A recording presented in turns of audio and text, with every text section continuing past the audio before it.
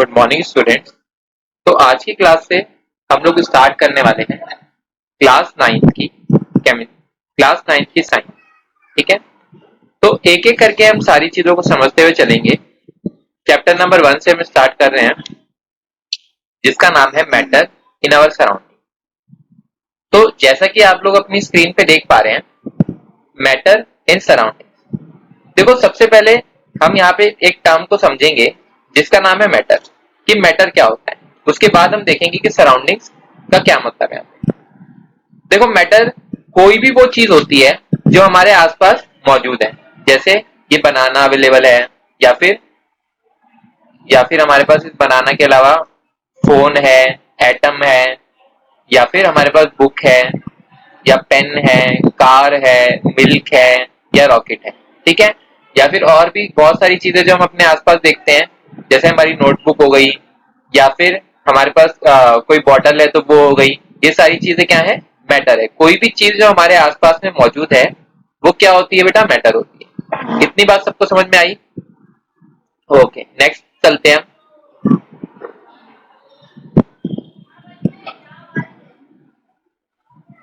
Matter matter की definition होती है एनीथिंग विच ऑक्यूपाइज स्पेस।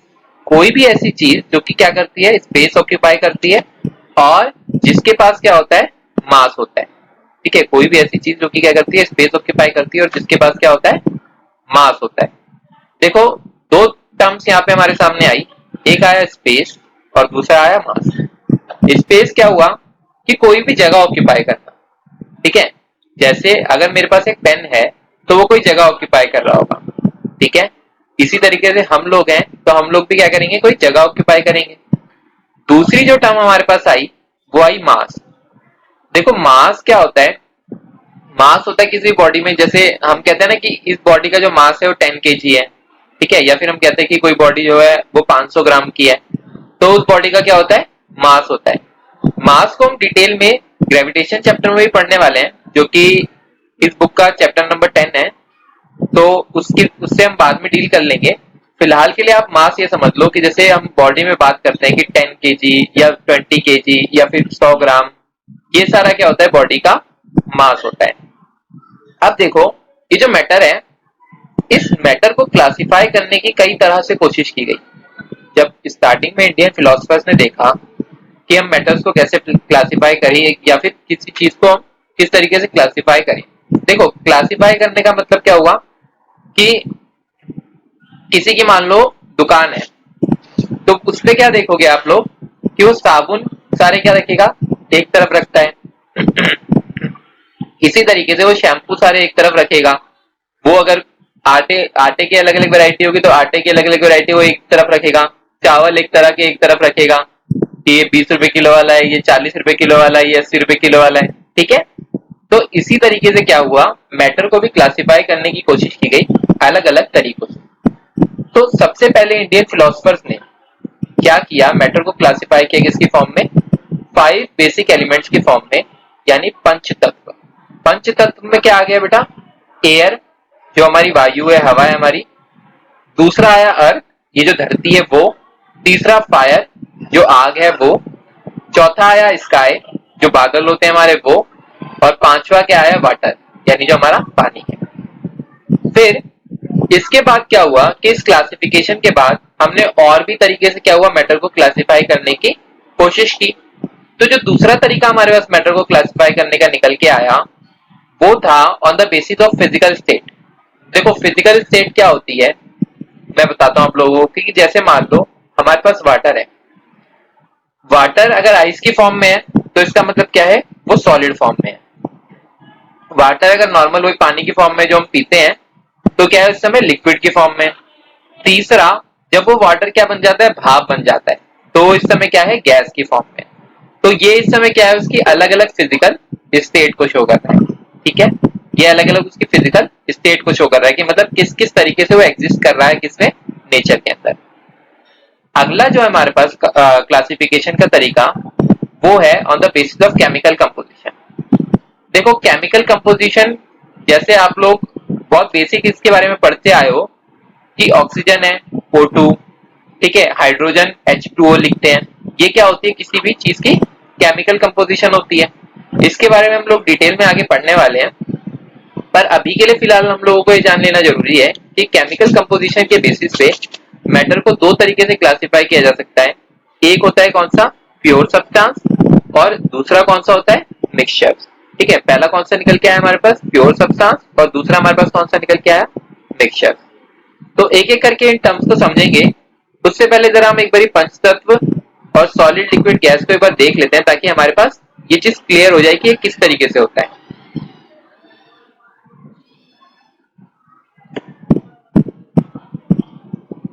सबसे पहले हमारे पास आया पंच तत्व। अब देखो पंच तत्व यहाँ पे क्लियरली आपको दिख रहा है।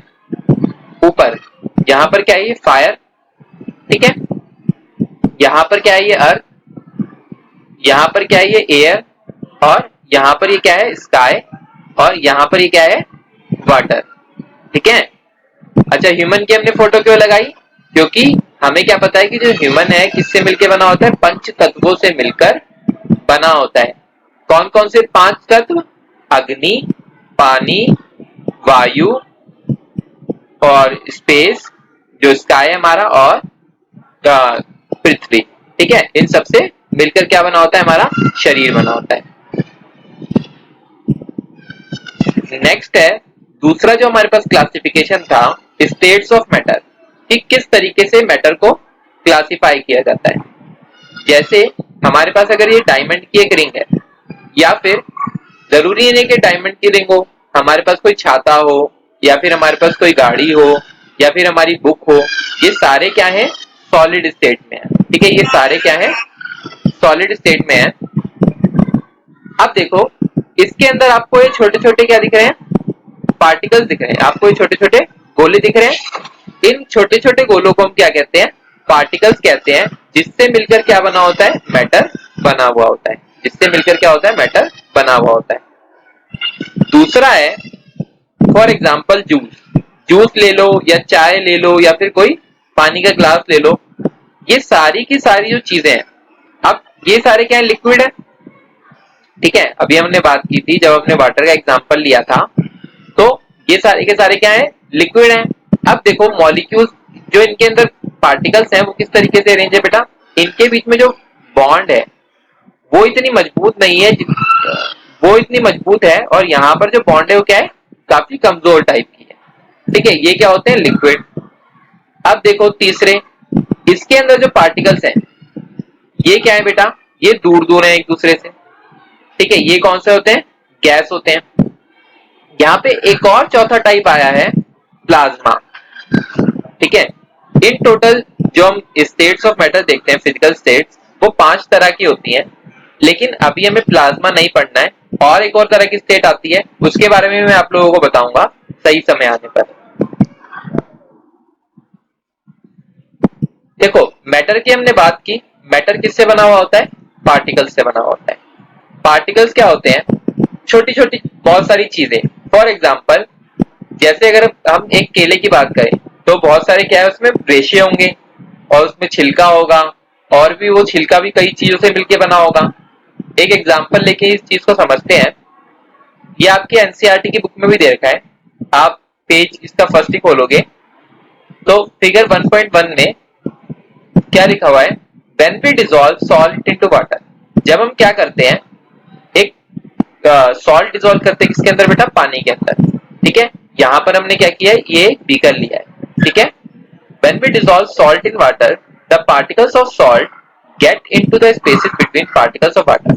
अब देखो ये जो वाटर के पार्टिकल्स हैं उसके बीच में क्या होंगे, सॉल्ट के पार्टिकल्स आके जमा हो जाते हैं। ठीक है, जो वाटर के पार्टिकल्स है उसके बीच में क्या हो जाता है, सॉल्ट के पार्टिकल्स आके जमा हो जाते हैं। अब ये जो सॉल्ट के पार्टिकल्स हैं ये क्या हो गए, अलग अलग हो गए। भाई जब हमने एक चम्मच में नमक लिया था तब वो पूरा एक मैटर था, जो कि क्या कर रहा था, स्पेस को ऑक्यूपाई कर रहा था, और जिसके पास कुछ मास था, मान लो 1 ग्राम 2 ग्राम कुछ भी जो वजन था वो उसके वजन था, और स्पेस ऑक्यूपाई कर रहा था। लेकिन पानी में जाते ही क्या हुआ, वो सारे के सारे पार्टिकल्स क्या हो गए, अलग अलग हो गए। ठीक है, इसका मतलब क्या हुआ कि मैटर जो है वो बहुत सारी चीजों से मिलकर बना है। वो क्या है, बहुत सारी चीजों से मिलकर बना है। ठीक है, अब सेकंड जो एग्जांपल है हमारे पास, वो देखो, मान लो ये 100 ml हमारे पास क्या था, पानी था, ठीक है, 100 मिलीलीटर हमने पानी लिया। अब इसमें हमने क्या किया बेटा, मान लो हमने केमिकल आता है पोटेशियम परमैंगनेट। पोटेशियम परमैंगनेट जो केमिकल आता है, जिसकी केमिकल कंपोजिशन हम बोलते हैं कि KMnO4 है, इसको जब हमने क्या किया, पानी के अंदर डाला, तो 100 ml पानी में हमने इसको डाला, और ये क्या हो जाएगा बेटा, इसको पिंकिश पिंकिश कलर दे देगा, ठीक है। अब हमने क्या किया, इस पानी में से 10 ml पानी निकाल लिया, और इस 10 ml पानी को क्या किया, 90 ml पानी में इधर डाल दिया। अब ये टोटल पानी क्या हो गया, 100 ml। एक चीज आप लोग नोटिस कर पाए होंगे कि ये जो है ये डार्क पिंक है, इधर जाते जाते क्या हो रहा है, लाइट पिंक हो रहा है। फिर हमने क्या किया, 10 ml पानी फिर लिया, और फिर इसमें क्या किया, 90 ml पानी में डाल के पूरा 100 ml पानी बना लिया। अब देखो पिंक कलर और लाइट हो गया। फिर हमने क्या किया, 10 ml इसमें से पानी लिया, फिर 90 ml पानी इसमें डाला। अब क्या हो जाएगा, यहाँ पे 100 ml में जाते जाते बहुत ही लाइट हो जाएगा। हो सकता है आगे जाते जाते, हो सकता है एक टाइम ऐसा आए कि हम लोगों को ये इसी के जैसा दिखाई देने लग जाए। तो इसमें क्या हुआ बेटा, कि जो KMnO4 था, पोटेशियम परमैंगनेट था मेरे पास, ये मैंने लिया तो एक मेटल के तौर पे ही था, ठीक है, जिसके पास कोई स्पेस था और मास था। लेकिन जब ये इसके अंदर गया तो ये अपने पार्टिकल्स के अंदर क्या हुआ, टूट गया, और इसने क्या किया, पार्टिकल्स इसके यहाँ पे कम हुए, यहाँ पे सबसे ज्यादा थे, फिर यहाँ पे कम हुए, फिर यहाँ उससे और ज्यादा कम हुए, फिर यहाँ पे उससे और ज्यादा कम हुए। इस तरीके से क्या हुए, पार्टिकल्स कम होते गए, और कलर क्या हो गया, डार्क पिंक से लाइट पिंक की तरफ आ गया, ठीक है। तो आज की क्लास में हम लोगों को इतना ही जानना था। Thank you very much.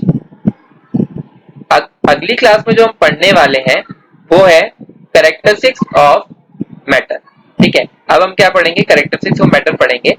तो इससे पहले मैं चाहता हूं कि आप लोग इस टॉपिक को बहुत अच्छे से रिवाइज कर लें, क्योंकि इस टॉपिक से काफी हद तक अगला वाला टॉपिक भी लिंक्ड है। कोई भी आपको अगर प्रॉब्लम हो इससे रिलेटेड, तो आप कमेंट बॉक्स में कमेंट करके अपने डाउट पूछ सकते हैं। Thank you very much.